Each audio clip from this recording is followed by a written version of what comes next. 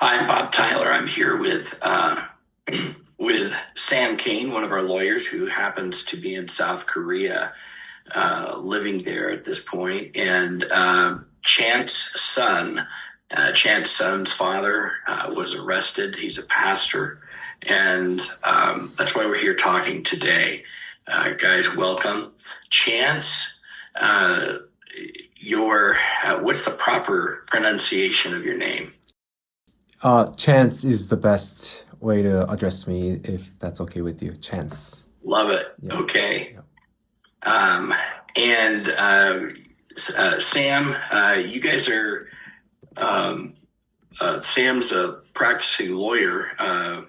He is a lawyer in the United States, but he lives there in Korea. How did you get to Korea there, Sam?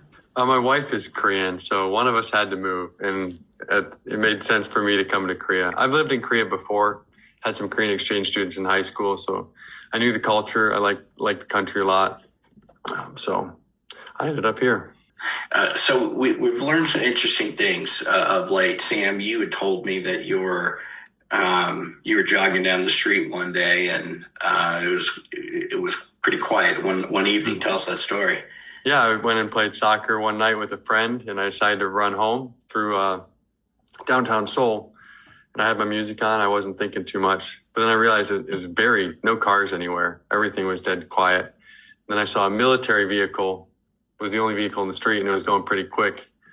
I thought that was funny. It's interesting, unusual, but there's military vehicles here. There's a lot going on. So I went home, went to bed, woke up in the morning, and I found out there had been a supposed insurrection, and the martial law had been declared, and that started a series of events where the president was eventually impeached, and a new, more left-wing president was voted into office, which I think has kicked off a lot of what's going on with Pastor Son. And there was was it the former president was in your building where you live? Oh no, it was another political figure. I think the former prime minister lived close to me, and they had a subpoena for a warrant for his arrest, and there was a lot of people out protesting. Believed it was wrongfully issued, and we're trying to keep the police from arresting him. And were those individuals that were outside? Did you saw signs and things like that, right? Yeah, I think some of them were with there's the conservative movement. I think some of them had Save Korea signs, which is a group that Pastor Son started. A lot of Bibles out there. A lot of people. They spent the night there. They were there 5 days a week during the work days, and some on the weekends, and they camped out there trying to protect this previous leader. They were Christians, it appeared. It seemed like a majority of them were Christians, most of them conservative. They had flags, and I just saw them. I didn't interact with too many of them. A lot of them were older, and the English, they're not as fluent in English, but they had Bibles, reading Bibles.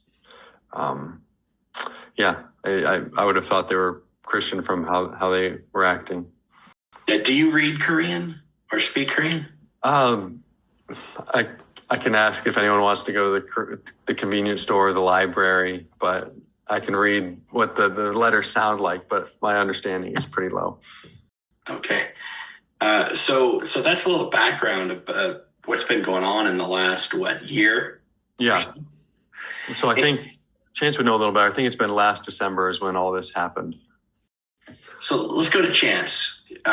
Chance, your father has been put in jail, and that's why we're talking to you. And we have a good friend, a few friends actually, that you were here in the United States recently. You were with Pastor Jack Hibbs, with another friend, Kim Bengard and Tom Bengard, and the Bondarenko family. You were, and prior to that, my understanding is that another good friend, Rob McCoy and Charlie Kirk, were there with you, and I believe your father in South Korea. Is that right? Yes. And tell us about that experience there. What were they doing there? Yeah, so Charlie Kirk and Pastor Rob McCoy have been invited to an event called Build Up Korea, which happened just 2 days before my father's arrest, and just a week before Charlie Kirk was assassinated in Utah. And it was the first time my father and I met Charlie Kirk, because from my understanding, it was his first time visiting Korea as well. But with Rob McCoy, we go way back. It's been a few years. We've my family has been knowing him because he has preached at Secular Church where my father is a senior pastor at, a few times. So yeah, very good friend and also close friend of my family, Pastor Rob McCoy is. Oh, wow. That's awesome. Yeah, Pastor Rob, I've been his lawyer for many years now, represented his church and defended him and helped protect them because there have been similar things that have happened here. Now, tell us about, let's go back to the COVID era. Did your father's church speak out against the COVID shutdowns or lockdowns, and what happened in Korea? Yeah, so basically what happened is that the Korean government said that worshiping is not essential. And of course, my father didn't comply with that. And while a lot of churches in Korea comply with that, because the media were framing the Christian churches are like the origin of this COVID. And Sacred Church was the only mega church that actually did not comply, and the government had to shut down the church where they actually put a rope behind around the church. Actually, if that's okay, let me share a screen. I have some photos that I would like to show. Yeah, let's go up here. So for worshiping, there were legal battles and literally it was shut down. And if you see here, there were ropes around the church, so none of the church members could even go in.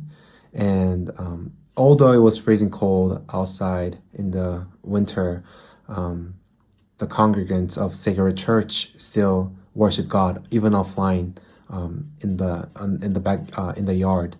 And yeah, this is what Obviously, happened. doing so 6 feet apart. Yeah, we still As we still followed the guideline because we didn't want to get framed uh-huh, by the leftist media. uh-huh. Yeah, Smart. Yeah. yeah. Wow. And so was your father pegged prior to that era as being, someone who was going to stand up for religious liberty? Before this incident, before the COVID lockdown, there wasn't so much of a religious persecution or much of oppression against the religion or specifically for Christianity. So my father was known as someone that was so dedicated to evangelize and um, you know to preach gospel, and also as a special forces pastor because he evangelized the whole unit where there was no freedom of religion, freedom of worship, because it was under the military government, Chun administration, and his unit was dedicated to assassinate Kim up in North Korea. So they were training every single day from Monday to Sunday. So there's no free time, no weekend. However, my father was beat almost to death for the first 6 months for not training on Sunday. He would just run out and go to worship, go to church tent, and to worship. And for the first 6 months, he was beat every single day. He wasn't able to sleep well, and it was the point where he was soiling himself because he was going mad. And imagine getting beat every single day with no friends, and it was that point. But yeah, Until the COVID lockdown, he was just known as a evangelism special forces pastor. So when he was special forces pastor, is this something that was going on back during the conflict of the Korean War? Is that the era when your father was in the special forces? Actually, it was only 1980s, so not during the Korean War. However, it was a military government. Yeah, there was a coup by President Chun, and the military had a lot of power back then, and also very disciplined, and yeah, it was very in a harsh condition. But my father, you know, he swore to God that he will never give up worshiping, and I think that's where the spirit of him fighting for the freedom of worship during COVID lockdown. Although it was a very lonely fight, he didn't really care about other people's opinions or media. He was just like how David was, you know, although 10 million surrounds him, he wasn't scared. And I think, yeah, he's young, his younger age was training him ever since. Wow. So this in the 1980s, there were even some issues there in South Korea where there was it was more of a militarized government, but it sounds like there was still religious freedom in the civilian population. Mm-hmm. Yeah. Okay. So let's come to the present now. Your father's been in some legal battles ever since COVID, right? And they're still fighting some of these COVID lockdowns, and he was fined, and it sounds like there would just recently have been some court decisions that have come out. But he's still fighting some court battles as it relates to fines and the lockdowns, which is very similar to what we have here. On behalf of Pastor Mike McClure and Calvary Chapel San Jose, we're still fighting against here $1.2 million in fines in the Northern California. Let's address why your father is in. Why was he put in jail? When was he put in jail? And why was he put in jail? Yeah, so he was put in jail September 8th, just 3 months before, and he was charged with election law violation. And because of risk of flight, what the court said, they approved the arrest warrant. And the election law violation was about, so it was, they had two main points. One was because my father criticized the presidential electoral candidate for pledging the government sector positions, the 30% of the positions to be filled with the sexual minority groups, the LGBT groups. And the second point was because my father invited, he invited a candidate for the superintendent of education in Busan. Just 2 weeks before the election, my father invited the candidate over onto the stage at church after his sermon message, and he asked two questions. One was his views on the comprehensive anti-discrimination law, which is also called the LGBT law. And also the second question was his views on freedom in education, because the public schools are being funded around $14,000 every year for every student that goes to public school in Korea. However, none for the homeschoolers, charter school or private school, because my father believes in the next generation, also importance of the biblical education. My father has been fighting for the next generation, even since the COVID lockdown, because he wanted to give the legacy that's so important that no one can take away. And because of that, and because the court said risk of flight, my father has been imprisoned. It's shocking.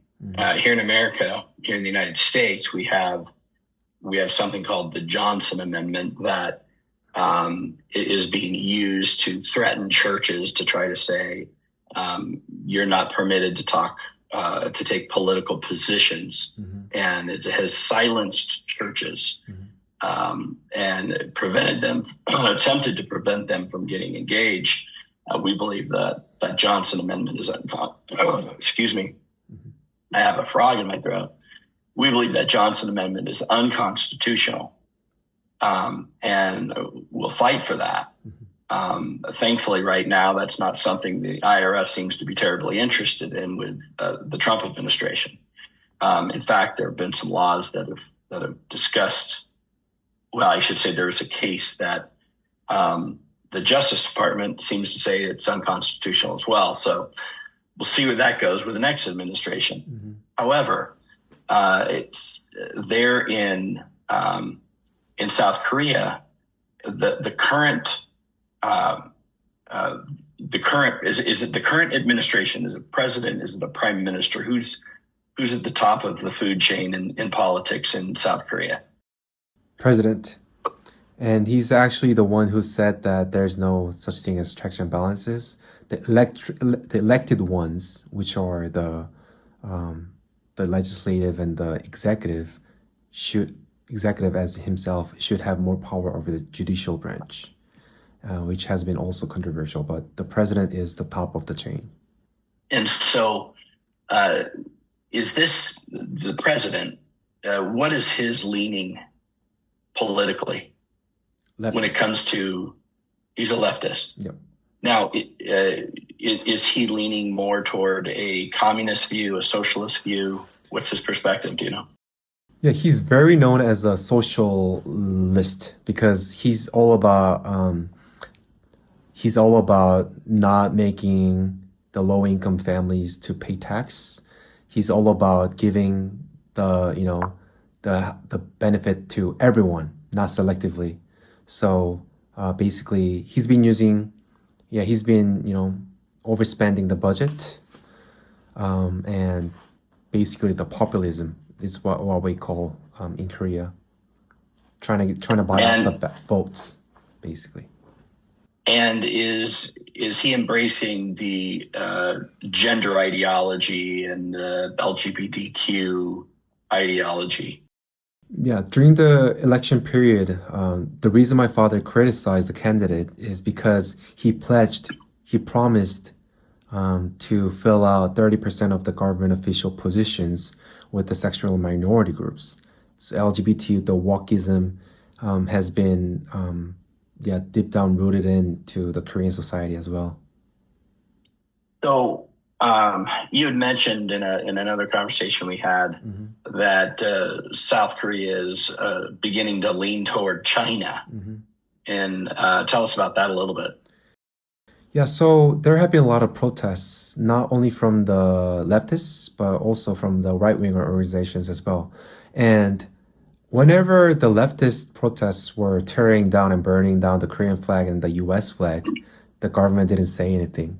But it's just been a month or two, but when there was a Chinese flag being torn, the President Lee, the current regime president, specifically called that out, saying that they are being just like hooligans, gangsters, that they shouldn't be doing that, and that that's a hate speech and hate action that should be there should be a law to regulate that. And from my understanding, there has been a law legislated to put someone in jail for violating that anti-China activism or any kind of a speech. So they're trying to silence the anti-CCP or the freedom of expression. I think the world should have their eyes open to the fact that there is a tie between this wokeism, the gender ideology, the LGBTQ ideology, this leftist ideology that somehow has this connection with the socialists, the communists, and surprisingly, even with some ties to some dictator type governments, in the Islamic movement. And you question, like, why are they so, they don't, these ideologies don't truly match up. If you really think it through, the gender ideology, the LGBTQ ideology, the best place for them to be would be in a free democratic society. Yeah. And if they would just allow themselves to just go ahead and live in a society and don't force everyone, just you can be free. Yep. But it's mind-boggling. But somehow I really think that what's happening is that when you take a look at these communist countries, I think it was Khrushchev years ago from Russia who said he was going to, and I'm going to paraphrase, I'm going to botch it up, so don't anybody ever quote me. But he said, I'm going to destroy you from within. And that's the type of thing that happens. I think you get destroyed from within, and we know the CIA and all sorts of these covert organizations are doing things within. Whether, not saying our CIA is doing that to us, I think other countries are doing it to us, and we're doing it to them. Okay, so tell us, how is your father doing right now? So the last time I saw him was around 3 weeks ago, and it's been 3 months since he got arrested. And going into around a month and a half, he's lost around 36 pounds, which is around 15 kilos over just 50 days. But his weight is getting back on, but he's doing great. Even so, my mom was able to make visitations yesterday, and apparently my dad told my mom to send his fellow prisoners my father's book, so to evangelize them. And also before earlier, he also told me to send other prisoners some money, so we can support them and to bring them to Christ. So although he's put behind bars, he's trying his best to evangelize and to preach the gospel even inside the prison, just like how he has been doing for the last 40 years. Is your father's book written? Is there an English translation? Yeah, he's written several books, and yeah, his previously written ones, they are in English. If you give me the address, I'll love to send some books to you. We'd love that. And what I'd like to be able to do is to put some links to where we can have people, if they want to buy his books, they'll be able to click on it on our website and to be able to go purchase the books. Okay. And to support your father in that way. What is I assume your father has lawyers in there in South Korea, right? Yep. He has 4 lawyers for 16 lawsuits. So very limited resources, but yeah, 6 of them are from COVID lockdown. The rest are from the election law violations and other things. But yeah, none of them are about like financial or like the physical crime. It's all about for speaking out the truth. Are any of these or lawyers do you guys have any sort of religious liberty lawyers in South Korea? Like here, like I'm calling you, Sam and I work for an organization called Advocates for Faith and Freedom. We raise funds to be able to take on cases to battle for religious liberty. Do you guys have anything like that in South Korea? It hasn't been very much of a topic or like lawsuit cases. So from my understanding, not so much. No specialty in this topic. Wow. I don't know. We've got a lawyer there. Maybe we need to do something. Sam, my understanding is that I'd always heard for years, when I heard you, Sam, you're going to South Korea and you're going to live there, and I'm thinking, wow, this is a Christian nation. They have sent more missionaries across the world than any other nation in recent history. I mean, Sam, do you know, is that still the case? Is that? Yeah, I know. I remember in the early 2000s, or 2012, 2013, I had a Korean professor who said they sent out the most missionaries. I don't know if it was in the world or per capita, but Korea is very big on evangelizing. The Christian faith really caught fire here. There's several mega churches that have just taken off. The word of God has really spread quickly.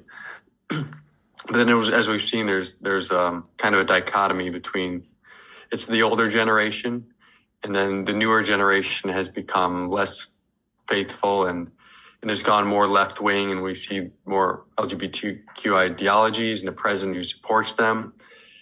And one of the things that's important about Pastor Son's case is this was a law that was on the books, and even if he did violate it, people have violated it in the past, and it's usually just a small fine. This throwing someone in prison is a new level of intimidation that's being used by the administration to try to silence religion, or even if this is an unfair law, it's being applied in a way currently that's trying to silence religion in a way that has never really been done before. And I think previously to that it was a Christian nation. I don't know if this would have been able to stand before if they were trying to jail pastors for speaking out briefly in church.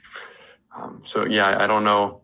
I've only been here for a year and a half, but it is. I still think it's a Christian nation in many ways, but it might be an older generation. It's more faithful to God's word, but I'm not sure about that exactly. Chance would probably know better. What do you think, Chance? Yeah, so yeah, our generation, just like how Sam has mentioned, our generation and also our generation's church right now have been very complacent with how this world is going. So we should be changing as well, not sticking with the truth and the values that shouldn't be changing.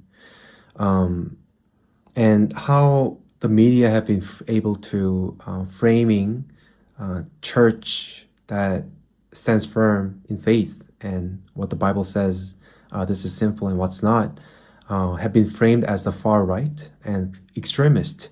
So the woke Christians and the woke new generation, the younger generation, feel like this Christianity that is maybe stuck in the past, stuck in the Bible that has written thousands of years ago, has not been so much of a cool thing, I believe. But when we look at the secular church itself, ever since the COVID lockdown, the number of the congregants have actually increased, which is surprising because the more you stick with what God has given us and what God has told us to do, I believe that God will give you,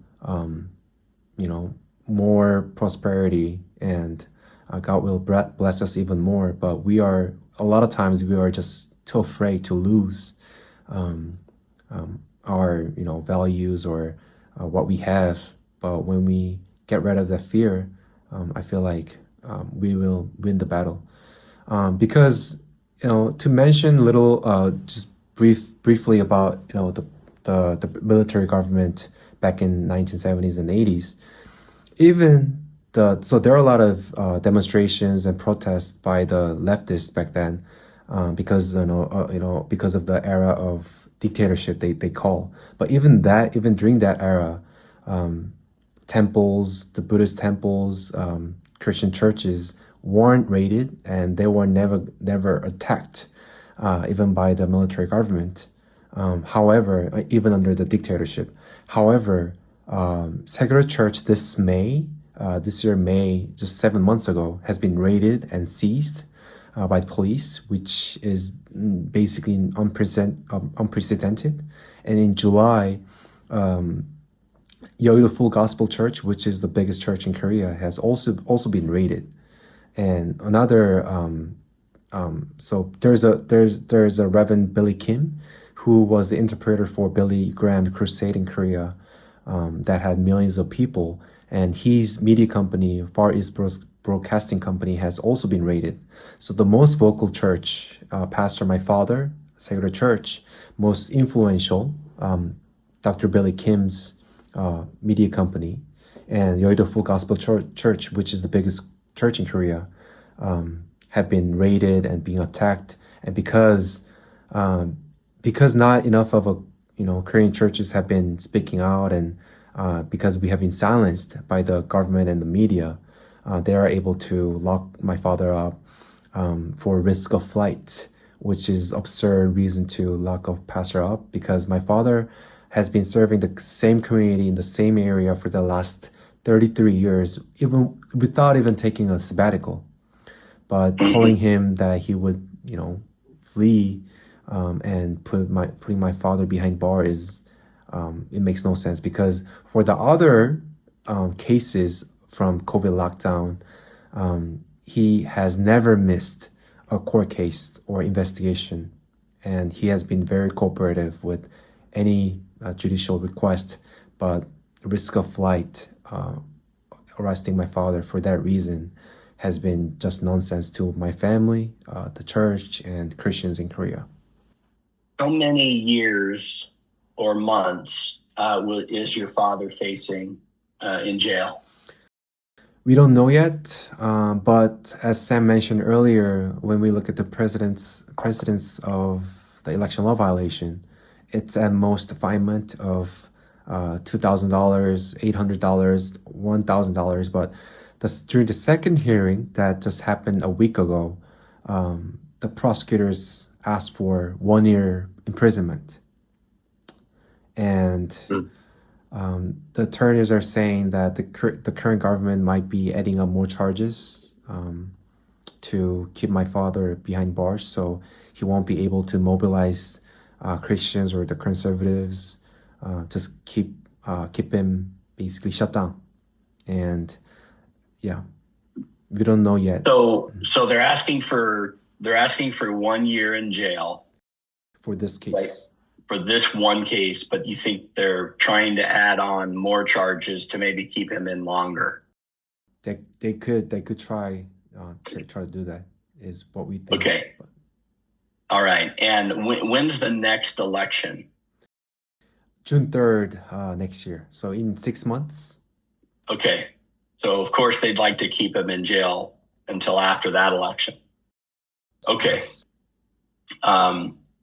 What would you like me to tell? What would you like to say to pastors in the United States of America?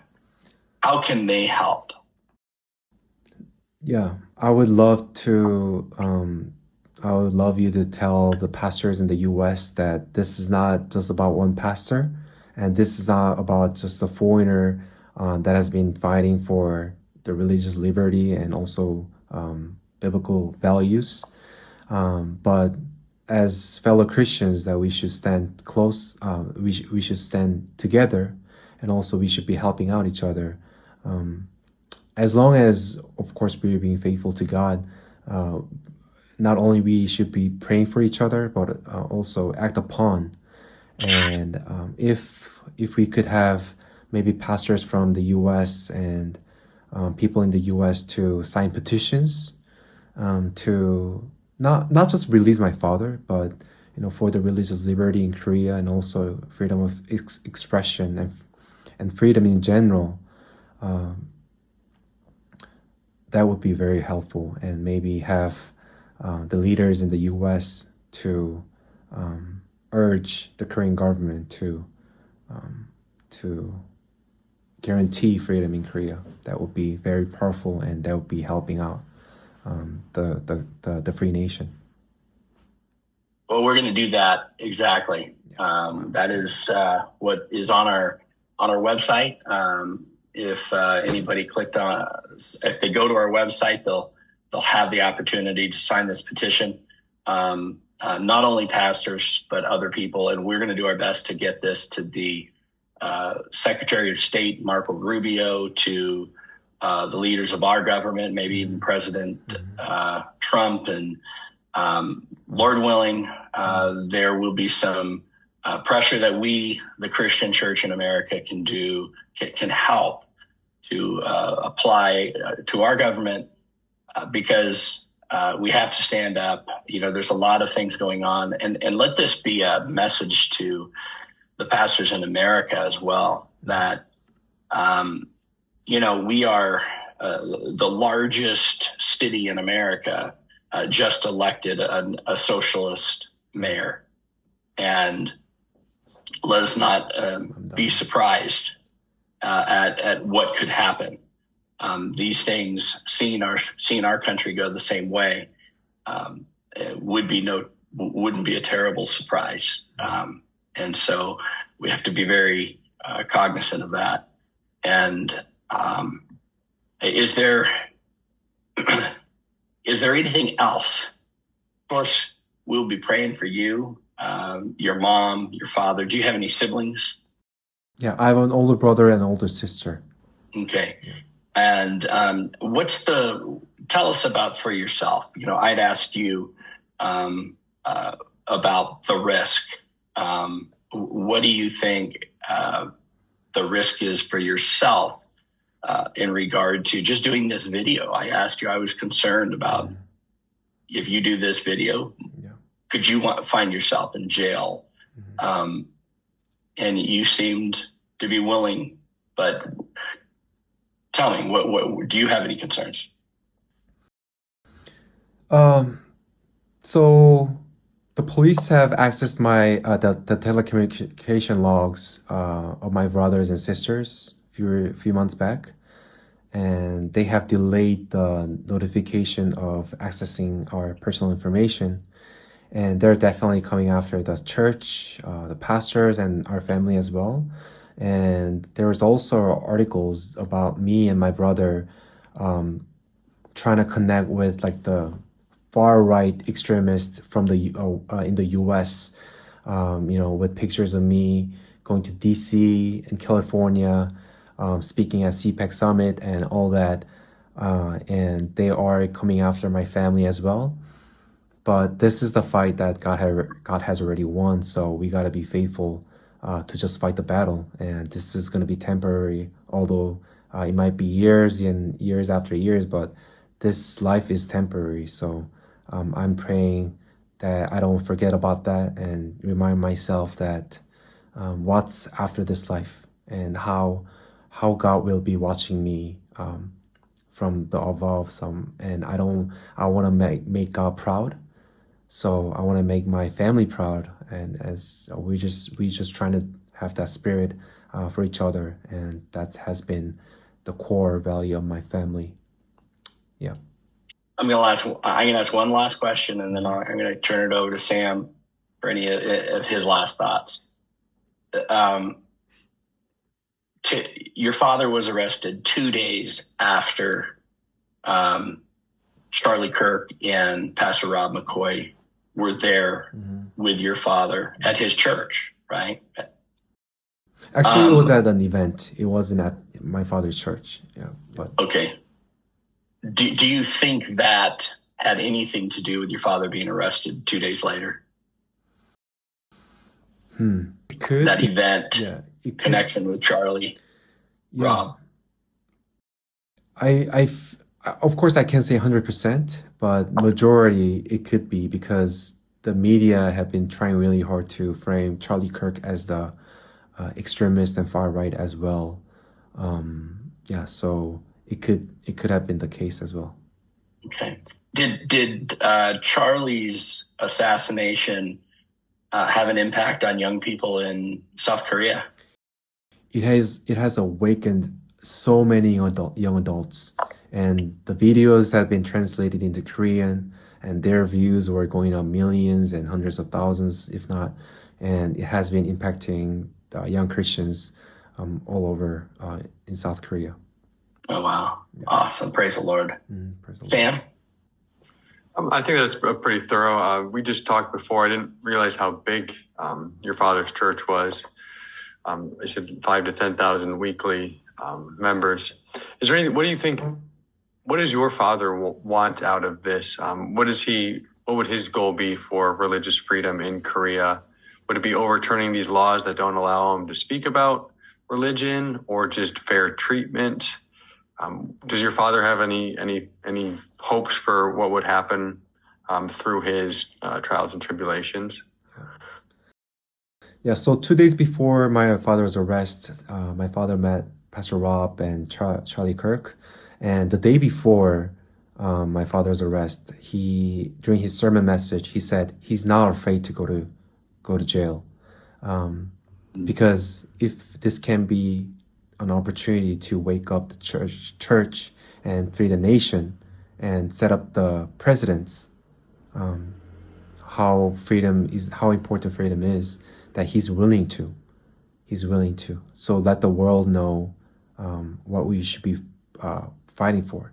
And to the congregants, he said, it's all public, it's on YouTube. He said, even if I get jailed, I want you guys to come to church more faithfully, come worship God more joyfully, more than ever. So don't cry for me if I got arrested. Cry for the nation and cry for freedom. That's what he said, and that's it. That has been his spirit.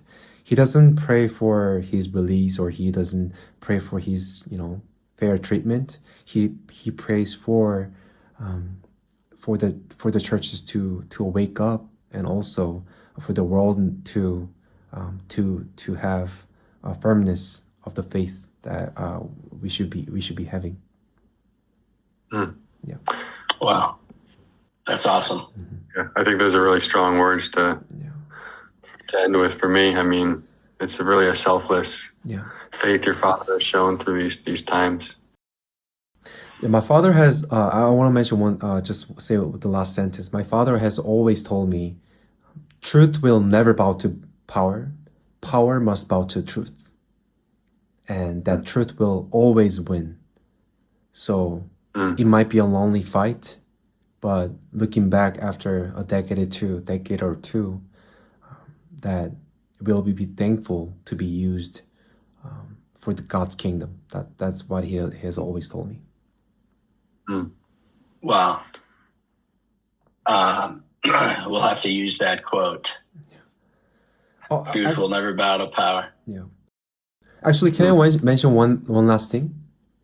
Yeah. Yeah. So my father has written few books, and all the prophets that went to the eye surgery, the cataract surgery, 1,000 every year. All the prophets, to unlimited rice. 1,000 surgeries? Yeah, 1,000 cataract surgeries every year for the last 14 years.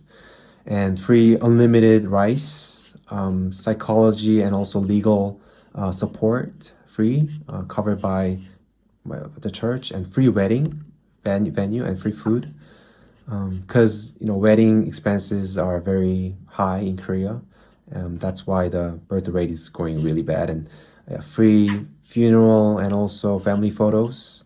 And even for the foreigners, because my Sacred Church is located in basically the middle of the factory village where a lot of workers from foreign countries are. Church has been serving, and my father's book prophet have been going to the round trip flight ticket for the workers to visit home and their family members to come visit Korea.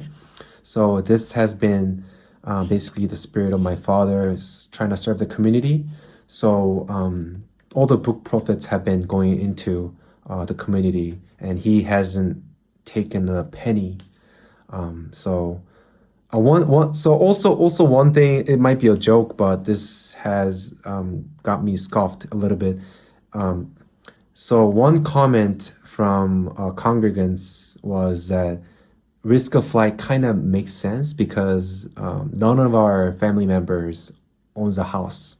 We and my father and my mother, they don't even, the cars they drive isn't even under their name. It's under the church name. So this has been basically my father's foundation, serving for the community, and that's why he was able to mobilize millions of people for the United Worship that happened last October 27th, because he even though he started that movement, he didn't even go into the stage until Save Korea, but that the United Worship, because he was so humble enough to not take the credit, to not get spotlight, he's been able to get a lot of support among Christians as well, and which I'm really grateful for. As my father, I am so proud of him, and I miss him a lot, but I know he's doing this for God, and truly know that. So I'm grateful as a son. Wow. Couldn't, as a father myself, I wouldn't,